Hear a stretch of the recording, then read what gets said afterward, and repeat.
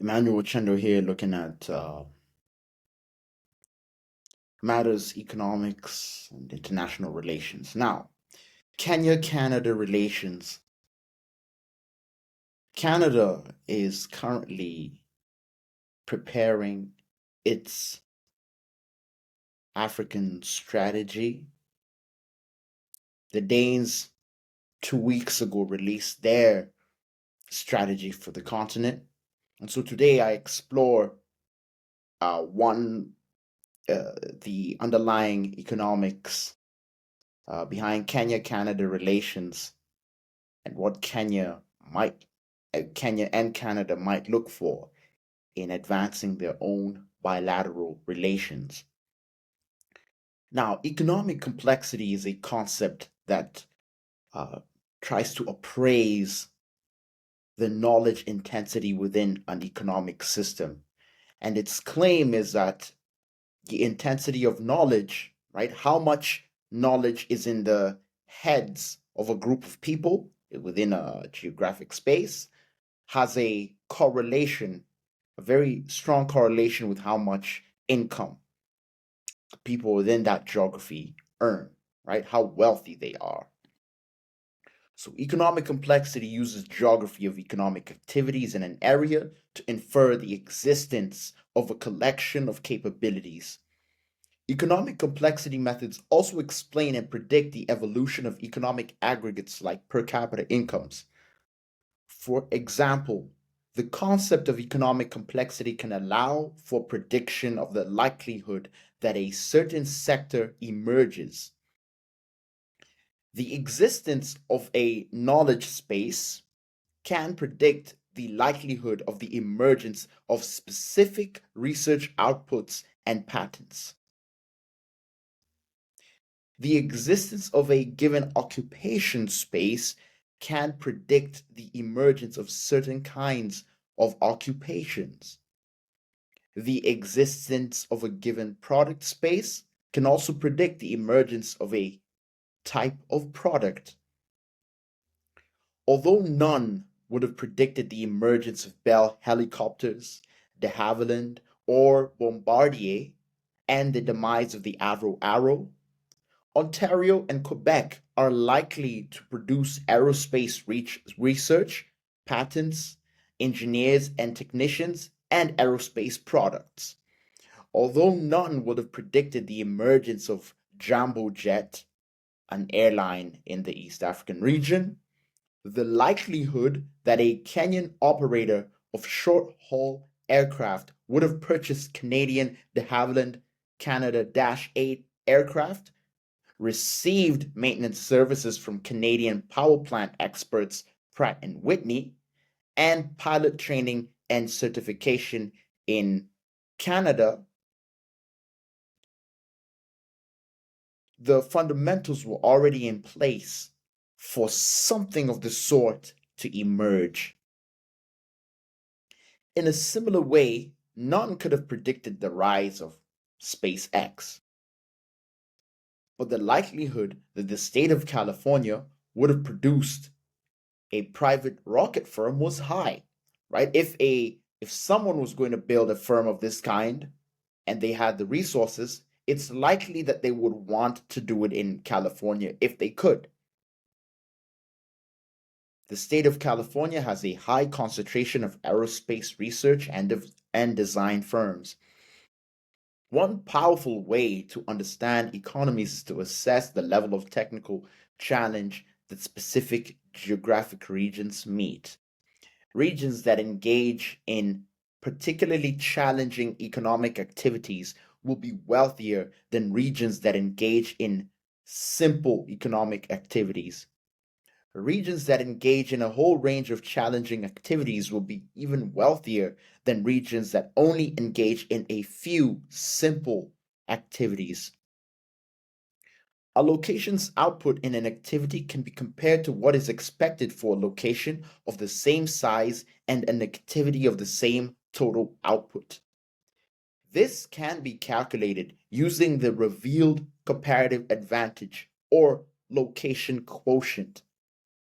Both the intuitive argument and calculation of complexity involve a circular logic.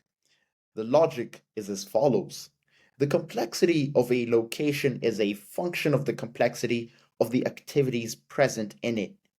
The complexity of an activity is a function of the complexity of the places where that activity is found. The economic complexity index of a region is the average of the product complexity index of the activities present in it.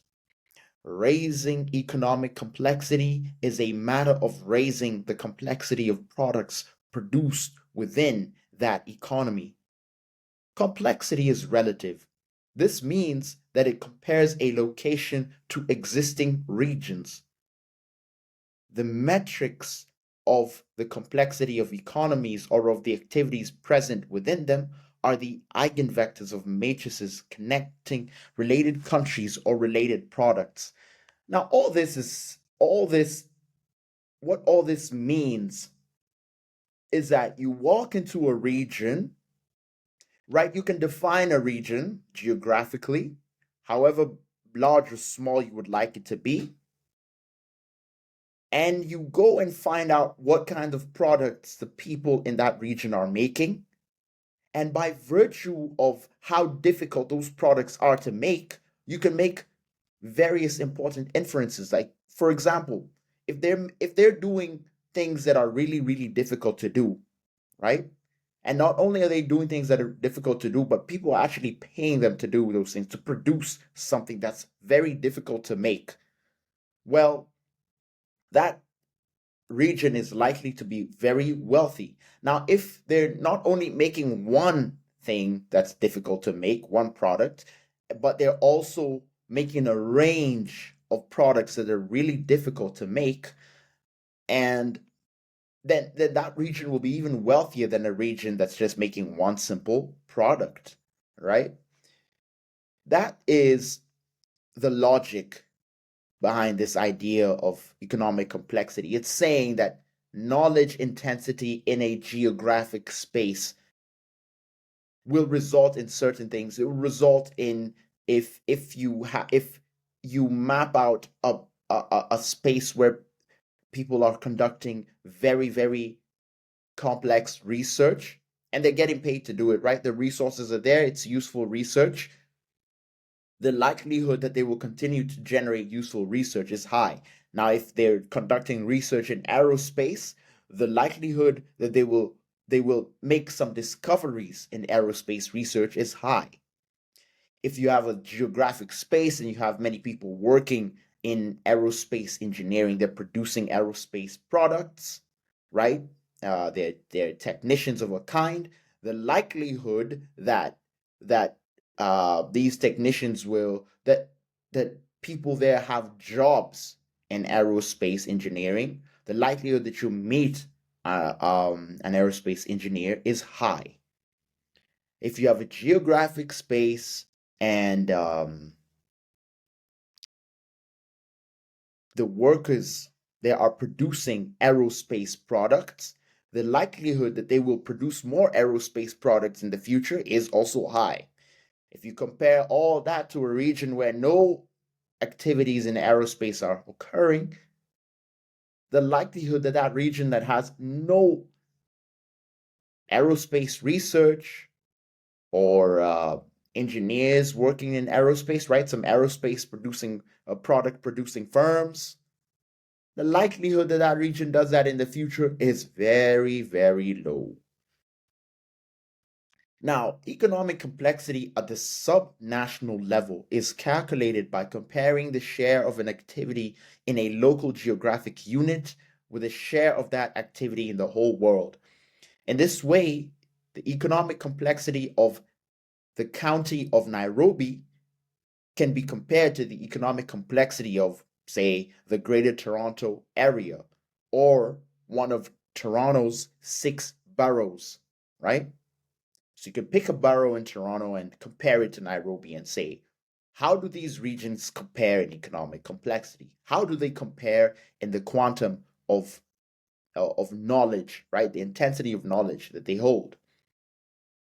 This index allows for region to region comparability, right? You could compare between regions. Using both national and subnational data, a number of papers and the Atlas of Economic Complexity is a publication that has demonstrated the correlation between economic complexity and economic growth. Regions with more complex economies per unit of GDP per capita grow faster than regions with less complexity indices. Holding per capita GDP equal, on average, an increase of one standard deviation in economic complexity has resulted in annualized growth between 4 and 7%. As economic complexity index values are normalized and range between -2 and 2, an increase by one standard deviation is quite significant. In addition to being wealthier, regions with high levels of economic complexity are um, also experience lower levels of income inequality, produce lower levels of emissions, and in this way, economic complexity is a predictor of economic growth, the distribution of incomes, and lowered emissions. Nations seeking to induce inclusive development can and should create policy targets using economic complexity. Complexity measures can also predict the spatial concentration of economic activities. With its highly complex economic activities, the Toronto district of Scarborough alone can be expected to have a higher um, economic output than Nairobi. Complexity and the division of labor. Individuals can only carry so much knowledge. In a region of high economic complexity, one can expect to encounter highly specialized personnel. One can expect to encounter more specialized individuals in some subregions of the Greater Toronto Area than they might in Nairobi. These networks of specialized workers of the Greater Toronto Area would form knowledge, patent, and occupation spaces of higher knowledge intensity than those in Nairobi. It would take more specialized talent to generate the level of research, patents, and production that it takes to produce the motor vehicles that come out of a region or to run its nuclear power plant, to name but two activities. Fundamentally, the aggregation of these knowledge networks is dependent on sound public institutions, infrastructure, and education. This point is indicative of the explanatory potential of the concept of economic complexity. That means that economic complexity is a proxy of good education, infrastructure, and public institutions. The trade patterns between Kenya and Canada can be predicted by the Economic Complexity Index. For example, it is probable the Kenyan Canadian relations in aerospace could deepen. This provides a target set for entrepreneurs and policymakers on both continents. Relatedness. Relatedness is the concept that explains the trajectory that a product space might take by providing an assessment of the compatibility of an economy to an economic activity. Relatedness helps explains whether a region can, should, and or will enter or exit an economic activity. That is, a researcher may assess the relatedness between a region and an economic activity. The principle of relatedness is a statistical law that explains that the probability that a location enters or exits an economic activity grows with the number of related activities in a region. This principle holds for regions entering new knowledge spaces, patent spaces, occupation spaces, industry spaces, and knowledge spaces. Relatedness is calculated by taking the share of related activities found in a location. A matrix indicating the presence of an activity is multiplied by a metric of similarity or proximity. Relatedness can also be computed for locations. So, the city of Montreal is home to three aerospace companies, namely Bombardier, de Havilland, and Bell Helicopters.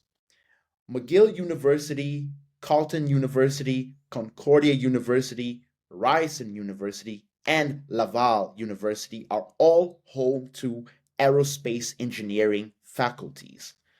The likelihood that Montreal, in particular, and Canada as a whole, enters new product spaces in aerospace is high. What does all this mean? All this put together means that Canada and Kenya, negotiators, policymakers on both sides, should be exploring ways that the Kenyan and Canadian aerospace sectors can deepen their connections and their relations. This means that there is opportunity, right? If, say, Canada wants to move away from aid related relations and more towards deepening economic relations between the two nations, this is one very, very good way to embark, um, or rather, economic complexity provides targets that the nation can use, that the state can use, the private sectors can use to plot out a meaningful and attainable uh, path towards deepened relations. Thank you.